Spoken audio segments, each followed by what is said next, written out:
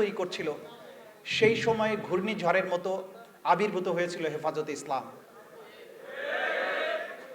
হেফাজতে ইসলাম সেদিন প্রমাণ করেছিল যে তারা শুধু হেফাজতে ইসলামই নয়, তারা হেফাজতে বাংলাদেশ। হেফাজতে ইসলাম একই সাথে বাংলাদেশের কৃষ্টি কালচারের হেফাজতকারী হিসেবে আবির্ভূত হয়েছিল। আজকে যারা হেফাজতের কর্মীরা এখানে উপস্থিত আছেন, আপনাদের কাছে বিশেষ কিছু দাবি আছে আমার।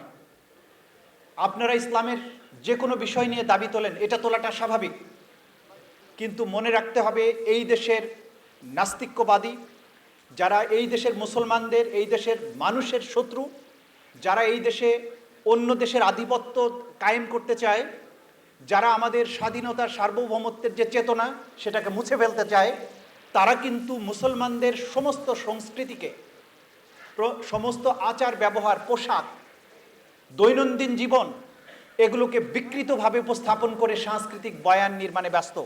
সেই বয়ানের বিপরীতে পাল্টা বয়ান তৈরি করতে হবে যে আপনারা এই দেশের মূলত স্বাধীনতা সার্বভৌমত্বের রক্ষক শক্তি। আপনাদেরকে ইতিহাস জানতে হবে। এই বাংলায় ঘুরি, বাবর, আবদালি এবং মুঘলরা এসছে। এই উপমহাদেশ মুসলমানেরা হাজার বছর ধরে শাসন করেছে। ব্রিটিশরা যখন আমাদের স্বাধীনতা কেড়ে নিয়েছিল, তাদের বিরুদ্ধে স্বাধীনতার সংগ্রামে সবচাইতে বেশি অগ্রণী ভূমিকা ছিল আমাদের আলেম সমাজের। হাজী শরিয়াতুল্লাহ, ফকির সন্ন্যাসীদের বিদ্রোহ, আন্দামানের যে বন্দিশালা, যেখানে কালা পানি যাবজ্জীবনের জন্য নির্বাসনে পাঠানো হতো, দেখবেন ভারতীয় উপমহাদেশের কত হাজার আলেম ওলামাকে সেখানে পাঠিয়ে দেওয়া হয়েছিল। এই ইতিহাস যদি না জানেন, তাহলে আপনাদের মধ্যে হীনমন্যতা কাজ করবে যে আমরা বোধহয় স্বাধীনতার সার্বভৌমত্বের পক্ষের শক্তি নই, রক্ষক শক্তি নই। কারণ শাহবাগীরা সেই বয়ানটা তৈরি করতে পেরেছিল যে বাংলাদেশের স্বাধীনতার বিপক্ষের শক্তি মানে দাঁড়িয়ে এবং টুপিওয়ালা মানুষ। এই বয়ানকে ভেঙে দেওয়ার দায়িত্ব আপনাদের। আপনাদের এই বয়ান ভেঙে দেওয়ার কাজটা করতেই হবে। আজকে আপনাদের বক্তৃতায় অগ্নিঝরা বক্তব্য আমি শুনি, আবেগের কথা শুনি, কিন্তু মনে রাখতে হবে একই সাথে সায়েন্স, টেকনোলজি, ইতিহাস, এই দেশের মানুষের কৃষ্টি কালচার সম্পর্কে সম্যক ধারণা থাকা, এই ভূখণ্ডে মুসলমানদের কি অবদান ছিল সেটা আপনাদের জানা থাকা খুবই জরুরি। কারণ দিন শেষে আপনারাই, এই আলেম ওলামারা, মুসলমানেরা বাংলাদেশের স্বাধীনতার সার্বভৌমত্বের রক্ষক, আর কেউ নয়। 5ই মে শাপলা চত্বরে যে বর্বর গণহত্যা করা হয়েছিল, সেটা করে বাংলাদেশে শুধু ইসলামের উত্থানকে রোধ করতে চেয়েছে তা কিন্তু নয়, তারা আমাদের সংস্কৃতি থেকে আমাদের বিশ্বাসকে মুছে দেওয়ার চেষ্টা করেছে, যাতে করে বাংলাদেশে কেউ টুপি দাড়ি রাখতেই সাহস না পায়।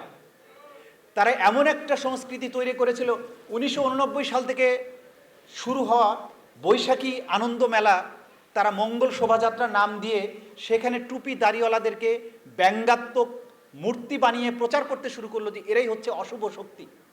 এই যে সাংস্কৃতিক বয়ান, এটার কিন্তু মারাত্মক প্রভাব আছে সমাজে।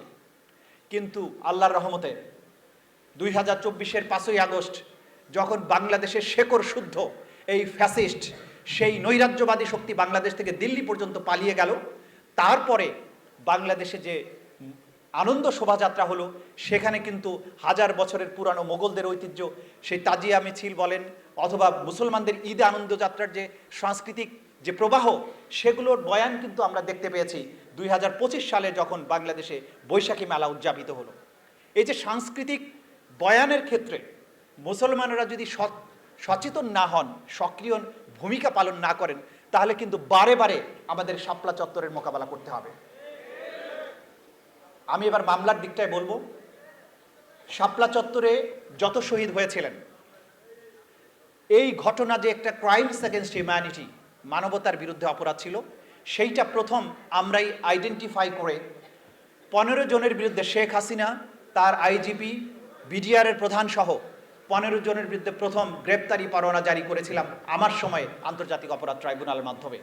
যে মামলা এখন বিচারাধীন আছে, তদন্তাধীন আছে।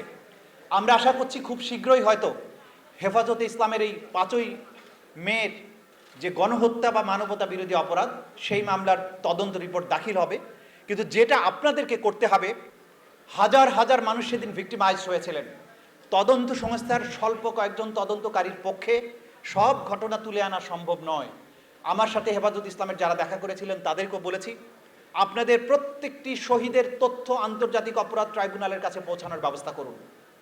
প্রত্যেকটি আহত এবং যারা সেদিন চোখে দেখেছিলেন তাদের বর্ণনা, তাদের তোলা ছবি এবং ভিডিও এই অপরাধীদের মানবতা বিরোধী অপরাধ প্রমাণের জন্য কাজ করবে। এখানে ফরিদ নুমান সাহেবকে আমি দেখতে পাচ্ছি, আমার জানা মতে ওনার ক্যামেরায় অজস্র ছবি এবং ভিডিও ছিল সেদিন যে সমস্ত মিডিয়া কর্মীরা ভিডিও তুলেছিলেন, ছবি তুলেছিলেন, আপনারা নিজেদের মোবাইল ফোনে যে সমস্ত ভিডিও ধারণ করেছিলেন সেগুলো সব আন্তর্জাতিক অপরাধ ট্রাইব্যুনালের তদন্ত সংস্থার কাছে জমা দিন।